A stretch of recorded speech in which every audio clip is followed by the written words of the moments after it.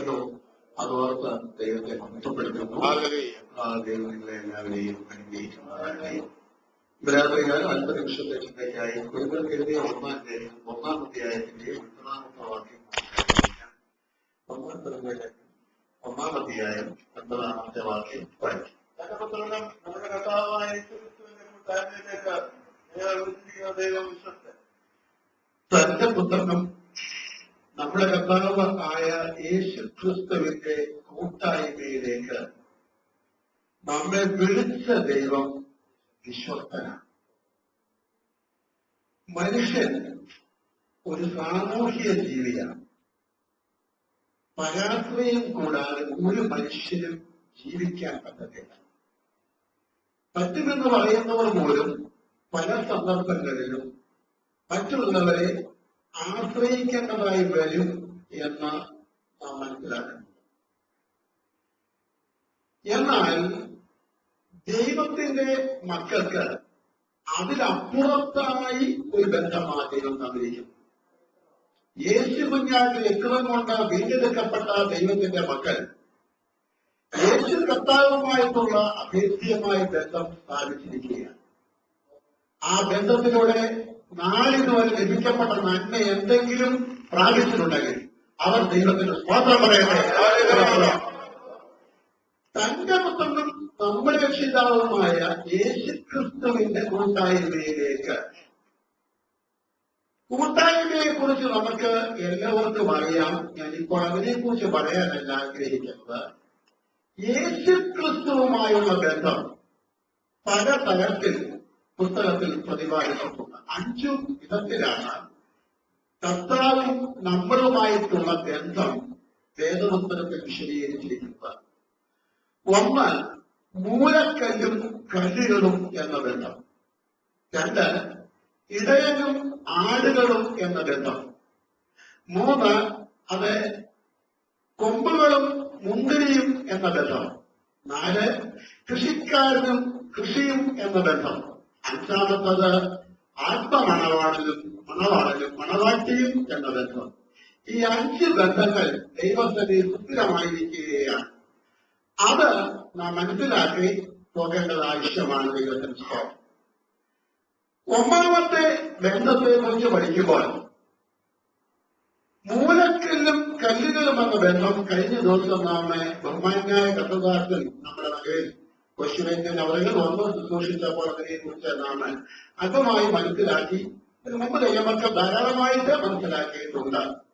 2-ാമത്തെ ബന്ധമാണല്ലോ ഇടയനും ആടുകളും തമ്മിലുള്ള ബന്ധം. ഒരാടിന് വേണ്ട സകല കാര്യങ്ങളും ഒരുക്കി കൊടുക്കുന്നത് ഇടയനാണ്. ആ ഇടയൻ ദൈവത്തിന് സ്തോത്രം ആടിന് വേണ്ടി വളരെയധികം ബന്ധപ്പെടുന്നു. ദൈവത്തിന് സ്തോത്രം. ഇടയൻ തന്റെ ജീവനെ പോലും ആടിന് വേണ്ടി കൊടുക്കുന്നു എന്ന് അത് നമുക്ക് വായിക്കാൻ കഴിയും. യോഹന്നാന്റെ സുവിശേഷം 10-ാം അധ്യായത്തിൽ ഇടയനും ആടുകളും തമ്മിലുള്ള സവിശേഷമായ ബന്ധത്തെക്കുറിച്ച് പ്രതിപാദിക്കുന്ന അധ്യായമാണ്. ദൈവത്തിന് സ്തോത്രം. ഇവിടെ കാണുമ്പോൾ ഈ ഇടയൻ ആടുകൾക്ക് വേണ്ടി അത് ജീവനെ കൊടുക്കുകയാണ്. ഈ വേദോസ്തകത്തിൽ നിന്ന് അപ്പുറത്തായി നമ്മൾ ചിന്തിക്കുന്നെങ്കിൽ റാൽഫ് മഹോണി എന്ന് പറയുന്നതായ ഒരു ദൈവദാസൻ എഴുതിയ ഷെപ്പേർഡ് എന്ന ഒരു പുസ്തകം നിങ്ങൾ വായിച്ചിട്ടുണ്ടാകും. ആ പുസ്തകത്തിൽ ഇടയന്റെ കോൽ എന്നാണ് ആ പുസ്തകത്തിന്റെ ശരിയായ മലയാള പരിഭാഷ. എന്തെങ്കിലും വായിച്ചിട്ടുണ്ടാകും. വായിച്ചിട്ടില്ല നിങ്ങളെല്ലാം പുസ്തകം വായിക്കുക നല്ലതായിരിക്കും. ദൈവത്തിന് സ്തോത്രം. പ്രത്യേകിച്ച് വേദവിദ്യാർത്ഥികൾ ദൈവദാസന്മാർ നന്നായി വായിച്ച് മനസ്സിലാക്കേണ്ട ഒരു പുസ്തകമാണ്. അതിനകത്ത് അദ്ദേഹം പ്രതിപാദിച്ചിരിക്കുന്ന കാര്യം, ഒരിടയിന് ദൈവം കോല് കൊടുത്തിരിക്കുന്നത് അതിന്റെ ആടുകളെ എത്തി അടിക്കാൻ വേണ്ടിയല്ല. ദൈവത്തിന് സ്തോത്രം. ആ ഇടയൻ നടന്നു പോകുന്ന ആടുകൾക്ക്, ആഹാരം അന്വേഷിക്കുന്ന ആടുകൾക്ക് ഉയരത്തിൽ നിൽക്കുന്നതായ മരക്കൊമ്പുകൾ ചായിച്ച് അതിന്റെ ഇതളുകൾ ആടുകൾക്ക് ഭക്ഷിപ്പാൻ തക്കവണ്ണം കൊടുക്കണം. ദൈവത്തിന് സ്തോത്രം. അതിനുവേണ്ടിയാണ് ആ ഇടയന്റെ കയ്യിലെ കോല് ഇരിക്കുന്നത്. ദൈവത്തിന് സ്തോത്രം. ഇതുള്ള അത് ദൈവത്തിന്റെ മക്കൾക്കായി ഞാൻ ദൈവത്തെ സ്തുതിച്ച് പറയുമ്പോൾ സഭയിലൊരു പ്രബോധനം തന്നെ പറയണമെങ്കിൽ അതേ വളരെ ആലോചിച്ച് ചിന്തിച്ച് പഠിച്ചൊക്കെയാണ് നമ്മൾ പറയാറുള്ളത്. ദൈവത്തിന്റെ സ്തോത്രം. ചില ആളുകൾ ബൈബിൾ സ്കൂളിൽ ഞാൻ ബൈബിൾ സ്കൂളൊന്നും പഠിച്ചിട്ടില്ലെന്ന് അഭിമാനത്തോടെ പറയുന്നത് കേട്ടിട്ടുണ്ട്. ശരിയല്ല. ദൈവത്തിന്റെ സ്തോത്രം.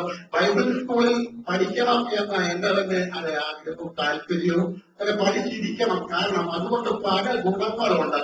ദൈവത്തിന്റെ വചനം നന്നായി പഠിക്കുന്നതിനും പരിജ്ഞാനത്തോടെ ഇടപെടുന്നതിനും ദൈവവചനം ഏതെങ്കിലും ഒരു ബൈബിൾ കോളേജിൽ നിന്ന് പഠിച്ചിരിക്കണം. ദൈവത്തിന്റെ സ്തോത്രം. കഴിഞ്ഞ കാലങ്ങളിൽ പഠിക്കുക മാത്രമല്ല, പഠിപ്പിച്ചിട്ടുള്ള ദൈവദാസന്മാരോട് കൂടെ നടന്ന് എന്റെ ശുശ്രൂഷയുടെയൊക്കെ ആരംഭ കാലത്തില് ദൈവത്തിന്റെ സ്തോത്രം അവരുടെ ബാഗൊക്കെ പിടിച്ച് അവരുടെ പുറകെ ഇങ്ങനെ നടന്നിട്ടുണ്ട്. ദൈവത്തിന്റെ സ്തോത്രം. ഒരുപാട് സന്ദർഭങ്ങൾ പ്രസംഗങ്ങൾ ഏറ്റുപറയാൻ ഞാൻ ദൈവത്തിന്റെ ദാസന്മാരുടെയും ദാസിമാരുടെയും പ്രസംഗങ്ങൾ ഏറ്റുപറഞ്ഞിട്ടുണ്ട്. അങ്ങനെ ഏറ്റുപറയാനുള്ള ഒരു സന്ദർഭങ്ങളും ദൈവം ഒരുക്കിയിട്ടുണ്ട്. ഇതൊക്കെ പിൽക്കാലങ്ങളിൽ ശുശ്രൂഷയ്ക്ക് വളരെയധികം പ്രയോജനപ്പെടുന്നുണ്ട്. ദൈവത്തിന്റെ സ്തോത്രം. രാത്രി അതോർത്ത് ഞാൻ ദൈവത്തെ സ്തുതിക്കുന്നു. പൈസകൾ നമുക്കൊരു പക്ഷേ ആക്ഷേപം തോന്നിയേക്കാം. ഒരു വലിയ സദസ്സിൽ പ്രസംഗം ഏറ്റു പറയുന്നത് ശരിയാണോ എന്ന് തോന്നിയേക്കാം. എന്നാൽ ലഭിക്കുന്ന സന്ദർഭം വെറുതെ വിടരുത്. ദൈവത്തിന്റെ സ്തോത്രം. നമുക്കൊരു ഒഴുക്ക് ലഭിക്കും, പാശ്ചാത്യം ലഭിക്കും. മറ്റുള്ളവർ വ്യത്യസ്തമായി പ്രസംഗത്തിനൊരു ഓളം പരിശുദ്ധാത്മാവിന്റെ ശക്തി വേണം. ദൈവത്തിന് ഇല്ലെങ്കിൽ നടക്കത്തില്ല. ഞാൻ പറഞ്ഞതിന്റെ അർത്ഥം ദൈവത്തിന്റെ സ്തോത്രം ഇങ്ങനെയുള്ള ഒരു പഠനം ഉണ്ടെങ്കിൽ മാത്രമേ നാം എല്ലാവരും ആത്മീയമായി അനുഗ്രഹിക്കപ്പെടുന്നു. ആളുകളുമായുള്ള ബന്ധം. മൂന്നാമത്തത് പറഞ്ഞത് കഴിഞ്ഞ ദിവസവും നാം ചിന്തിച്ചു. എന്താണ് ആ ബന്ധം? ദൈവത്തിന്റെ സ്തോത്രം. കൊമ്പുകളും മുന്തിരിയുമായിട്ടുള്ള ബന്ധം. യഥാർത്ഥ മുന്തിരിയിൽ ദൈവത്തിന്റെ സ്തോത്രം കൊമ്പുകൾ വസിച്ചെങ്കിൽ മാത്രമേ ഫലം കഴിക്കാനായിട്ട് കഴിയത്തുള്ളൂ. രാത്രി എന്നെ കേൾക്കുന്ന ദൈവത്തിന്റെ വഴിയില് അവനെ പിരിഞ്ഞ് നമുക്കൊന്നും ചെയ്യുവാൻ കഴിയത്തില്ല. അവനെ പിരിഞ്ഞ് എന്തെങ്കിലും ചെയ്യാൻ കഴിയുന്നു എന്ന് പറയുന്നവർ വിദ്യകളുടെ സ്വർഗത്തിലാണെന്ന് വേണം നാടൻ ഭാഷയിൽ നമുക്ക് പറയാൻ. എന്നാൽ അവനോട് ചേർന്ന് നടന്നാൽ, അവനോടൊപ്പം നടന്നാൽ, അവനോട് ചേർന്ന് നടന്നാൽ സ്വർഗത്തിന് ദൈവം നമ്മളെ അനുഗ്രഹിക്കാതിരിക്കുകയില്ല. അവനോട് ചേർന്ന് നടന്ന് അനുഗ്രഹം പ്രാപിച്ചിട്ടുള്ള ദൈവങ്ങൾക്കായി ഞാൻ ദൈവത്തെ വിളിക്കുന്നു.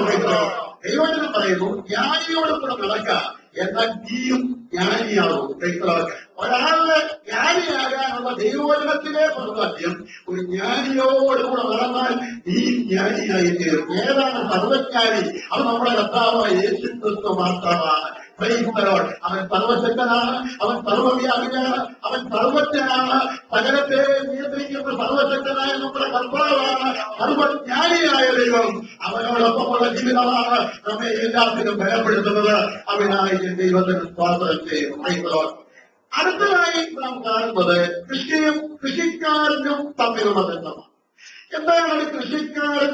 വിത്ത് വിതച്ചിട്ട് അവൻ എല്ലാ കാര്യങ്ങളും ചെയ്തിട്ട് മഴയ്ക്കായി പ്രാർത്ഥിച്ച് കാലാവസ്ഥയൊക്കെ ദൈവം അനുകൂലമാക്കി കൊടുത്തെങ്കിൽ മാത്രമേ 30, 60, 100 മേനിയായി അത് വിളഞ്ഞു വരുന്നുള്ളൂ. ദൈവത്തിന് സ്തോത്രം ചെയ്യുന്നു.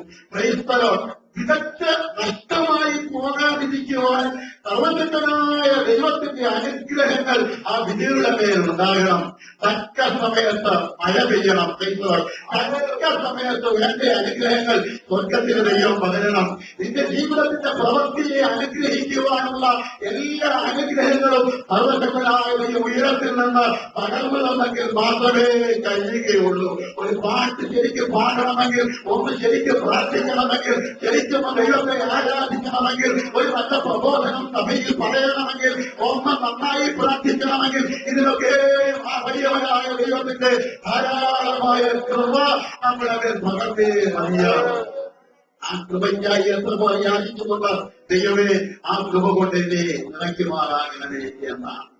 അടുത്തതായ ബന്ധമാണ് ദൈവത്തിന്റെ സ്തോത്രം. അത് മണവാളനും മണവാട്ടിയും അല്ലെങ്കിൽ കാന്തനും കാന്തയുമായുള്ള ബന്ധം. ദൈവത്തിന്റെ സ്തോത്രം. ഇത് മനസ്സിലാക്കാനാണ് ഉത്തമഗീതം ദൈവം നമുക്ക് തന്നിരിക്കുന്നത്. അതിന്റെ 6 വിധത്തിലുള്ള വ്യാഖ്യാനങ്ങൾ ഞാൻ വായിച്ച് മനസ്സിലാക്കിയിട്ടുണ്ട്. ആ ഓരോ വ്യാഖ്യാനങ്ങളും ഓരോ രീതിയിലാണ് ലേറ്റസ്റ്റ് ആയിട്ട് ഉള്ളതായ വ്യാഖ്യാനവും ഞാൻ വായിച്ച് മനസ്സിലാക്കിയിട്ടുണ്ട്. ഒരു കാര്യം ദൈവമൊക്കെ ഓർക്കണം. ശൂലേബി പറഞ്ഞു, എന്റെ പ്രിയ ഗതയും ചുവപ്പുള്ളവനാണ്. 10,000-ങ്ങളിൽ ആരാണ്? അതിശ്രേഷ്ഠനാണെന്ന് ദൈവത്തിന്റെ വചനത്തിൽ പറയുന്നു. നമുക്ക് എല്ലാവരെക്കാട്ടിലും വലിയത് നമ്മുടെ കർത്താവാണ്. അവൻ മാത്രമാണ് അവൻ പ്രശംസയ്ക്ക് യോഗ്യൻ. അവൻ മാത്രമാണ് സർവ ബഹുമാനത്തിനും യോഗ്യനെന്ന് സമ്മതിക്കുന്നതാണ് ഒരു ദൈവത്തിന്റെ ജീവിതത്തിലെ അനുഗ്രഹം. കാലം ദൈവത്തിന്റെ ആ വിധത്തിൽ നമുക്ക് നമ്മളെ ദൈവത്തിലേക്ക് സമർപ്പിക്കാം. കർത്താവേ, നീയാണ് എന്റെ എല്ലാം. എന്റെ പ്രിയന്റെ യുദ്ധമുള്ളവനാണ്, 10,000 അതിശ്രേഷ്ഠനാണ്. അവനൊപ്പം പറയുവാൻ ഭൂമിയിൽ ഇല്ല. അവനെ പോലെ ആരാധ്യനായി ദൈവത്തിനില്ല എന്ന് വിശ്വസിക്കുന്ന ദൈവത്തെ സ്തുതിക്കുന്നു. അതുകൊണ്ട് നമ്മുടെ കൈകൾ ഉയർത്തിപ്പിടിച്ച് അല്പസമയം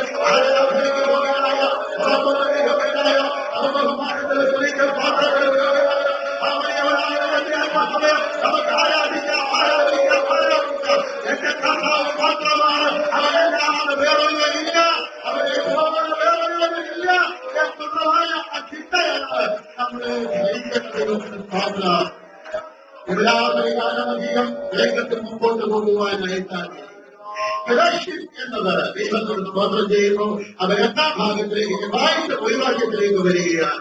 ഫെലോഷിപ്പ് എന്നതിന്റെ ശരിയായ പദം കൊലോനിയ എന്ന പദത്തിൽ നിന്നാണ് ആ വാക്കുണ്ടായത്. ഇതിന്റെ അർത്ഥം ഈ അറബി നാട്ടിൽ ജീവിച്ചിരിക്കുന്നവർക്കറിയാം, ഒരു വലിയ പാത്രത്തിൽ ഒരാളിനെ പാകം ചെയ്ത് അതിന്റെ ചുറ്റുപാടും ഇരുന്ന് ദൈവത്തിന് സ്തോത്രം ചെയ്യുന്നു. അത് ആ ഒരാളിനെ ആ ചുറ്റുപാടും ഇരിക്കുന്നവർ ചേർന്ന് ഭക്ഷിക്കുന്ന അർത്ഥത്തിലാണ് ആ വാചകം ഉപയോഗിച്ചിരിക്കുന്നത്.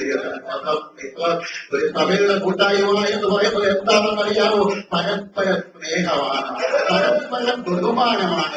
എന്ത് കാര്യങ്ങളാണ് ഒരു വിശ്വാസികൾ തമ്മിൽ ചെയ്യേണ്ടത്? ഒന്ന്, തമ്മിൽ ബഹുമാനിക്കണം, തമ്മിൽ സ്നേഹിക്കണം, തമ്മിൽ പ്രബോധിപ്പിക്കണം. ദൈവത്തിന് സ്തോത്രം. തമ്മിൽ ഭാരങ്ങളെ ഏറ്റെടുത്ത് പ്രാർത്ഥിക്കണം. ഇതൊക്കെയാണ് ദൈവത്തിന് സ്തോത്രം ചെയ്യുന്നു. ഒരു സഭയുടെ അനുഗ്രഹത്തിന് നിദാനമായിരിക്കുന്നു. എല്ലാവരും നമ്മുടെ കലകളിൽ ദൈവത്തെ സ്തുതിക്കണം.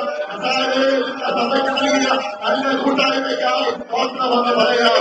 ഈ വർഷത്തിൽ ദൈവം നൽകിയിരിക്കുന്നതായ അനുഗ്രഹങ്ങൾക്കായി ദൈവത്തെ സ്തുതിക്കുന്നു. പ്രാർത്ഥനയെ സുന്ദരമായിട്ട് വിശ്വസ്തരായ ദൈവത്തിന് സ്തോത്രം ചെയ്യുന്നു. അസാധ്യങ്ങളെ സാധ്യമാക്കിയ സർവശക്തനായ ദൈവം ഈ സഭയെ മാറിച്ച്, നഗരത്തിന്റെ മുഖത്തെ മാറിച്ച്, ശുശ്രൂഷകരെ മാറിച്ച്, ദൈവം ഇതുവരെ പരിപാലിച്ച ദൈവത്തിന്റെ വിശ്വസ്തതയ്ക്കായി ദൈവത്തിന് ആത്മാർത്ഥമായി ഇന്ന് രാത്രി നമുക്ക് അർപ്പിക്കാം. അവന്റെ പ്രത്യേകതയുടെ വാഗ്ദത്തം നമ്മുടെ മുമ്പിൽ ശേഷിക്കുമ്പോൾ ആ വാഗ്ദത്തം പ്രാപിക്കുവാണ്. നമുക്കുള്ള പ്രാർത്ഥനാ വിഷയങ്ങൾക്ക് ഉത്തരവിലായി സർവശക്തനായ ദൈവം വിശ്വാസം തന്നെയാണ്.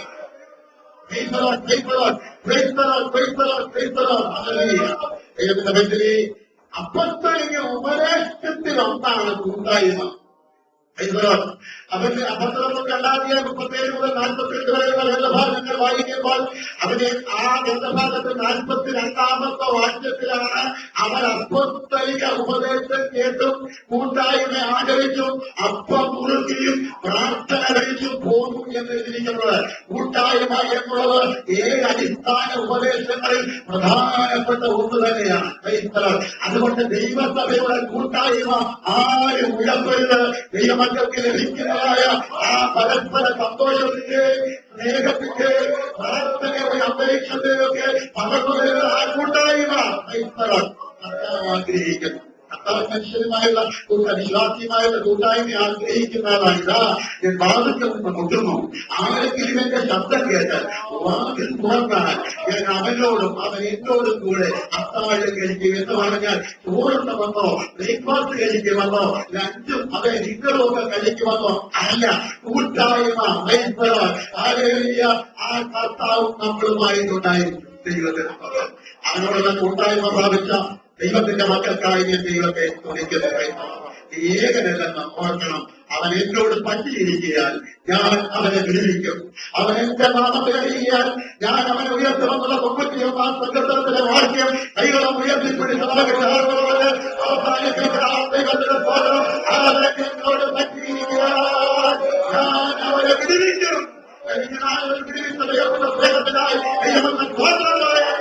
ഇത്ര ഭയങ്കര മരണത്തിൽ നിന്ന് ദൈവം ഞങ്ങളെ വിടുവിച്ചു. അവൻ